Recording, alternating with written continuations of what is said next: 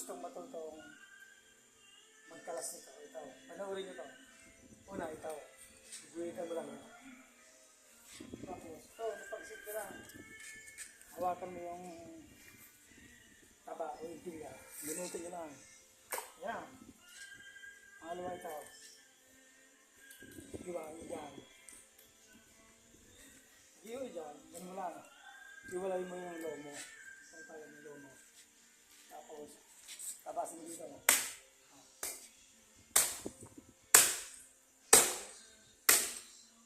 Yan.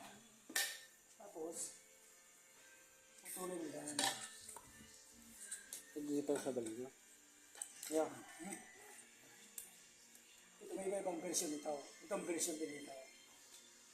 Bumbon version.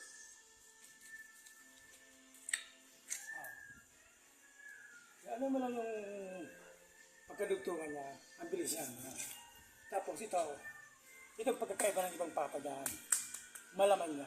Yes. Yung iba kasi, tinatabas yan. Para madaling mabili. Madaling mabili.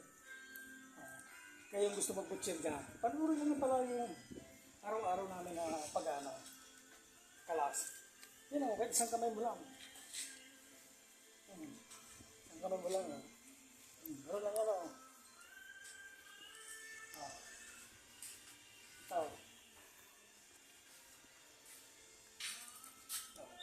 Tapos, kukunin mo dyan, hanapin mo yung leg joint niya, duntungan niya. Yung iba kasi tinatapas pa dito.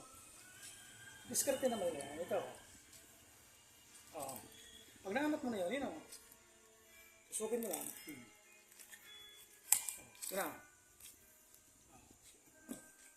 Ito naman, ang iba, hindi inalis. Sa amin, inalis yan. Ganun lang yan. Ikutin mo lang yan. Kahit hindi mahawakan yan. Yan, patayun mo lang. Hindi mo hawakan yan. Tapos na, dukutin mo lang. Okay na. Yung bulalo. Sa amin kasi malaman yung bulalo kasi marami naghahanap na malaman. Tapos, linisan mo. Tanggalin yung mga kapit-kapit na taba dyan. Yan. Pag tanggal mo yan, buo na yung pigi mo. Pero ako direct. Isiraman mo ko dyan direct. Ito, putulin mo dyan. Ito na yung samsam. Chop. Ito, isang kamay mo lang yan. Hindi ka naman yan.